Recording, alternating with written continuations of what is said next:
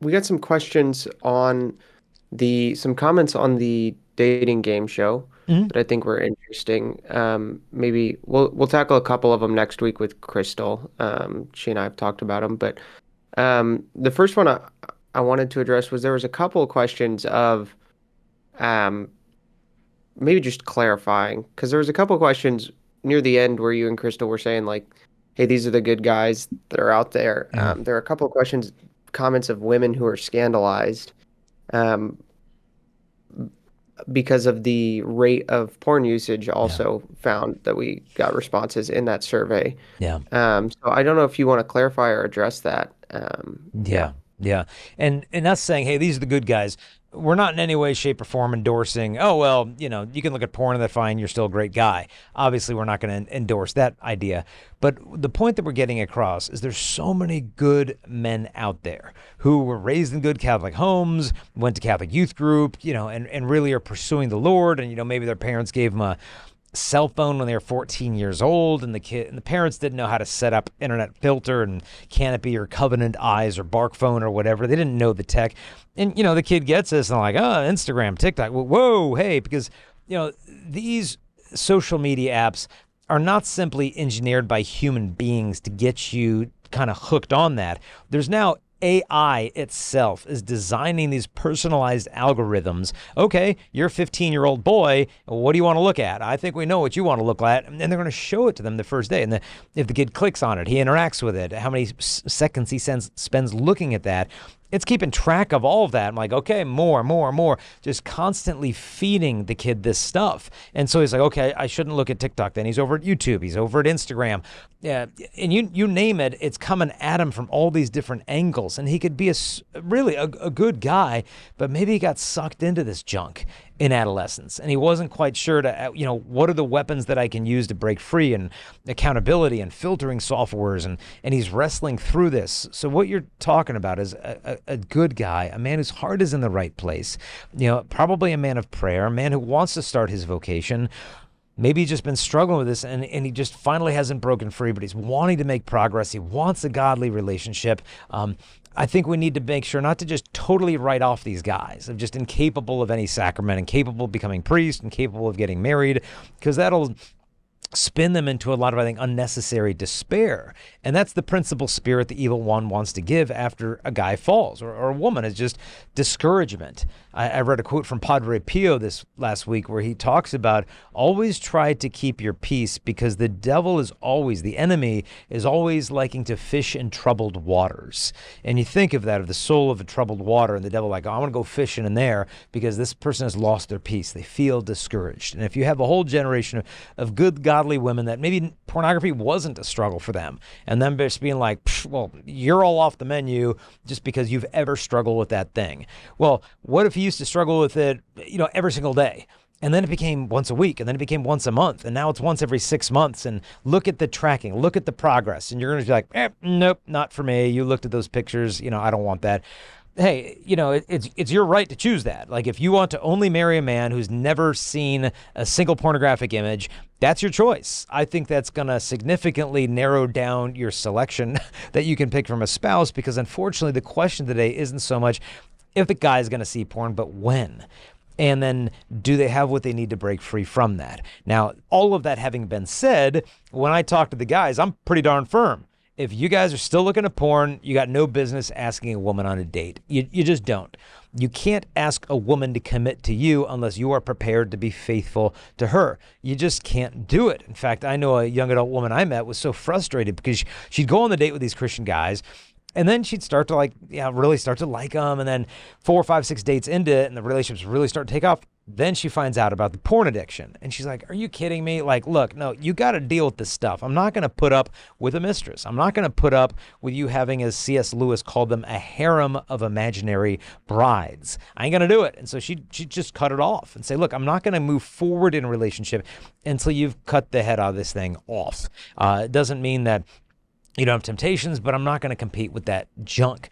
And it came so often that she was going through this process. She was really getting discouraged. And then she decided, I'm just going to bring up porn on the first date with any guy. Are you looking at the stuff? If so, no second date.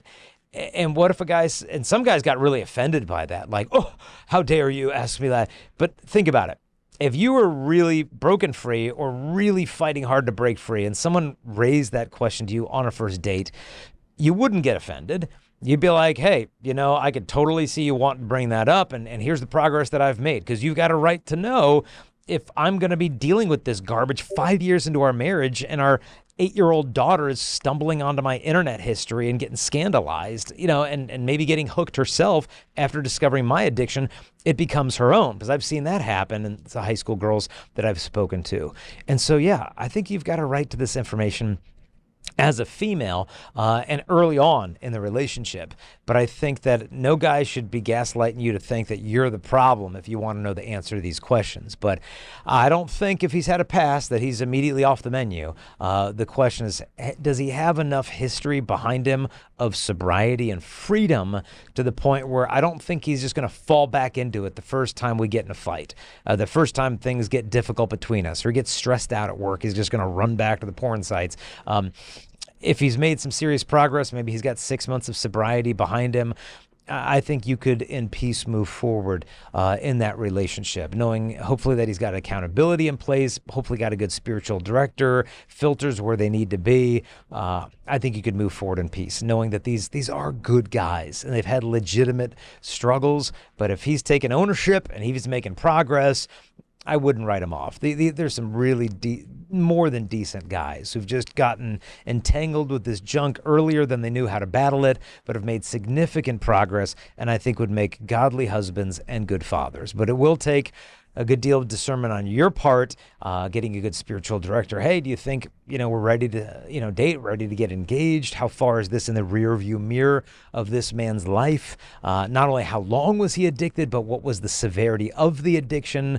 Was he doing stuff in person with people? Where, was it live in person stuff? Was he asking for pictures? Was it just some struggle he had on TikTok? It helps to have a general idea of the degree. Was this a full-blown, addiction where he needs some mental health services to kind of break free from that? Or is it just some hangover from some junior high, difficulties he had, and he's made a lot of progress? So a lot to consider there, but please don't write off all Catholic or Christian guys just because they've struggled with that thing in the past. Many of them are overcoming it, and so with your prayers and support, I think a lot of times a good woman can bring out the best in a man. I think can I add No, one please small do. thing to Yeah, that? please do. Yeah, I think actually two things. First of all, I want to stress how much the social media algorithms are like damaging this. Like they can tell which pictures you look at longer.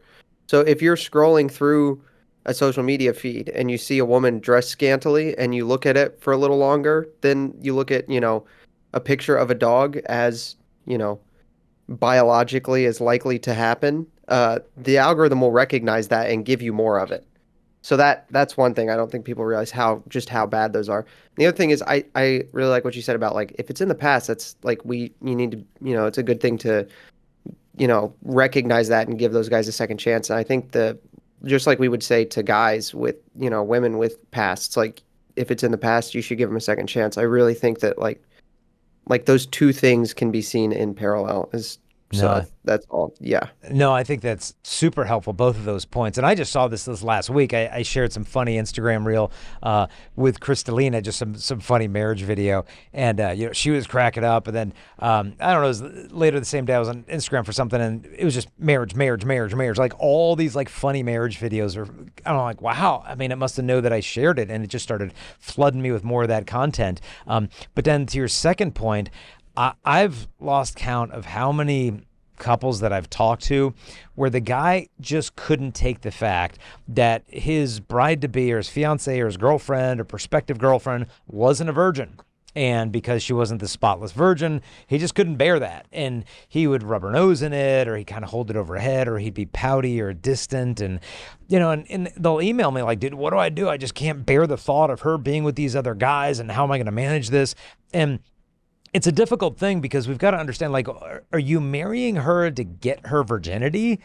It's not like some white elephant gift exchange. I give you yours, you give me mine, even Steven. I understand the good and aspiration of the hopes that you had, that this would be your first time together on your wedding night. We have that beautiful vision so many people raised in the church. But, life happens sometimes. And, maybe her virginity was taken from her. Maybe it was just a dumb decision she made back in high school or college or whatever. And maybe she regrets it more even than you do. But to hold that over her head is just not fair. And so that's why I tell the women, don't be discouraged that no good guy would want you because of your past. If he judges you by your past, then he's not that good of a guy. Hold out for a man who can see your future instead of one who's always rubbing your nose in the past, because we all have our past, one thing or the other. And if you're with a guy who just can't bear the fact that you had made some mistake in the past, I'm sorry, that's not something you want hanging over your head for the rest of your natural life. And, maybe he's struggling with it, but the struggle's getting better. And it's like, yeah, it used to really bother me. And still, yeah, it's kind of a burn my saddle, but it's not the end of the world. Maybe you need to talk it through with him. And, many of you know my story with Kristalina, that I got married as a virgin. And, she's very open in sharing her past, how she had lost her virginity when she was 15 years old, raised in a fatherless home, and just made some real poor decisions, and she doesn't just blame the guys. Oh, they were just using me.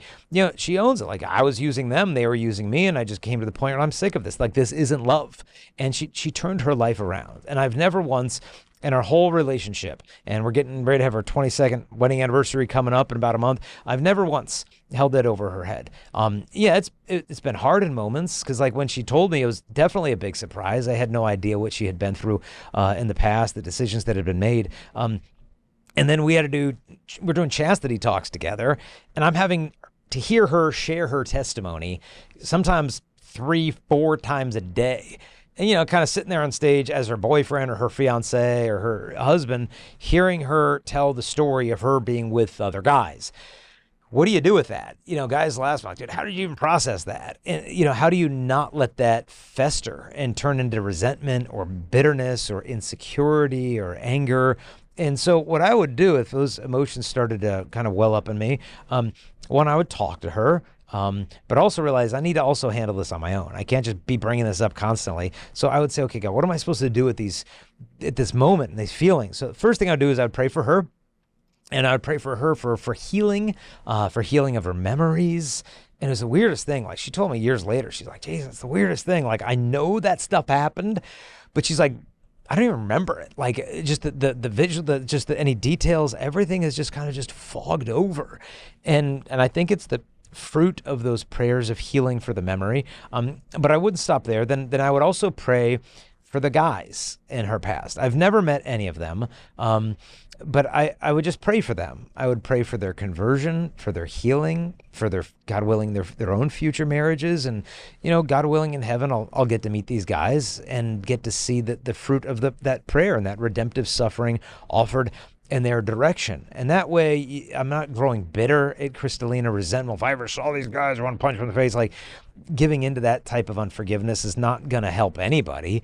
And so that way I was actually doing something constructive with those feelings instead of letting them be destructive to our relationship. But in the end, if a guy can't put up with a woman's past, or she can't put up with his, I think you need to let go of that person, because I think they deserve to have a person who can love them, warts and all, the scar tissue, the whole 9 yards. All of us got it one way or another. And if a guy can't put up with the girl's past, I think he needs to let her go for her own sake, so that she can be loved by a guy who recognizes not only the stuff that she's done in the past, but recognizes who she is today, because that's who you get to marry. And yeah, granted, our decisions in the past, they do shape and form us in particular ways, but provided true conversion has taken place, one thing Kristalina and I realized, that even though she had done those things long in the past, she was a new creation when I met her. And so, when we are able to get married, to experience that, the one flesh union as a sacrament, is a first for somebody who's made mistakes in the past, that they've never consummated marriage. Salvador Dali, the artist, he said the only way to make love is as a sacrament. And so even if your partner has a bad past, know that you can at least look forward to that as a first together.